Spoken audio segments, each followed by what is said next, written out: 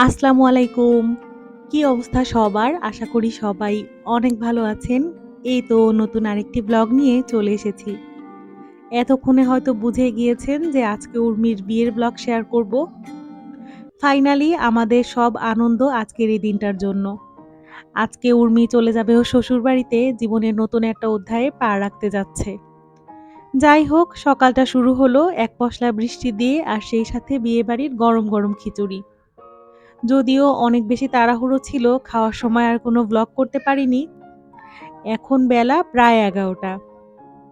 খুব টেনশন লাগছিল যখন তখন আবার বৃষ্টি হতে পারে।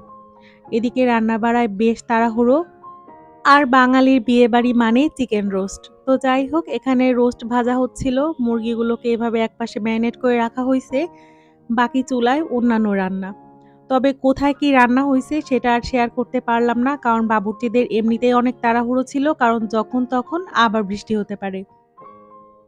অলরেডি দেখেন চারপাশে কি অবস্থা। এখানে টেবিল সিটিংস এর কাজ চলছিল আর আমরা গল্প করছিলাম কার বিয়ের সময় কি হয়েছে সেসব স্মৃতিচারণ। এরপর বরের সামনে যে সাগরানা বা সাকরখানা দেওয়া হবে, আমাদের ফরিদপুরে তো এটাই বলে, আপনাদের অঞ্চলে কি বলে? বরের সামনে যে খাবারের ডালাটা দেওয়া হয় সেটা সাজানোর জন্য সব ভাজা পোড়া একসঙ্গে করা হলো। ফুল পিঠা, পাকন পিঠা, ভাজা পিঠা আরো অনেক কিছু। সেই সাথে অন্যান্য স্ন্যাকস আর খাবার তো থাকবেই।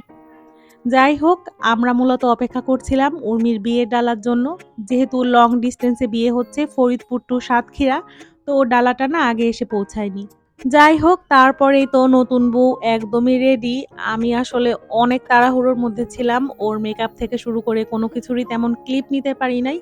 আর ক্লিপ নিলেও আসলে শেয়ার করতাম না। মাশাআল্লাহ, নতুন বউকে খুবই সুন্দর লাগছিল। আর বিয়ের সময় এমনিতেই সবার মুখে আলাদা একটা গ্লো থাকে। এর মধ্যে জানতে পারলাম বৃষ্টির কারণে বরযাত্রী হচ্ছে বিয়ের গেট রেখেই চলে আসছে। তারপরে তাদেরকে আবার দাঁড়া করা হলো গেটে। নরমালি যে তর্ক-বিতর্ক হয়ে থাকে আরকি। তারপরে আর কি জামাইয়ের জন্য সবকিছু নিয়ে যাওয়া হলো। আর ফাইনালি উর্মি এখন চলে যাচ্ছে শ্বশুরবাড়িতে। আমি আসলে এই সময়টা বাসায় গেছি, জানতে পারি যে উর্মি অলরেডি গাড়ি পর্যন্ত চলে গেছে।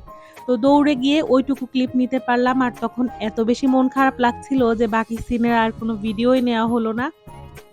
তারপর সন্ধ্যার সময় বাসার সবাই মিলে একসঙ্গে গল্প। আগামীকাল উর্মির বৌভাত, রিসেপশনে কে কে যাবে সেইটা নিয়ে এখন আলোচনা। আর তার মধ্যে আমি শুরু করছি সবার ফেসের একটা করে ক্যাপচার নেওয়া।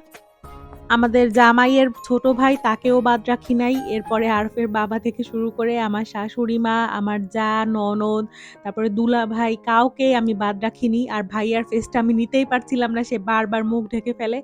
আর আম্মু তো কিছু বুঝতেই পারছিল না, নিজের মতো করে বসে আছে। আর ভাবির ফেসটা নিছি, বাট সেটা আমি ভিডিওতে দিলাম না। আম্মু এখানে হাসছিল। আর লাস্টে রত্না আপু এসে বলতেছে, "কাউকেই পাচ্ছ না, লাস্ট পর্যন্ত আমাকেই নিলে?" তো যাই হোক, এখন সবাই আলোচনা করছে। আর আজকের মতো এখানেই বিদায় নিচ্ছি। বিয়ের ভিডিও এখানেই সমাপ্ত। বিয়ের এই সিরিজগুলো কেমন লাগলো অবশ্যই জানাবেন। ভালো থাকবেন সবাই। আল্লাহ হাফেজ।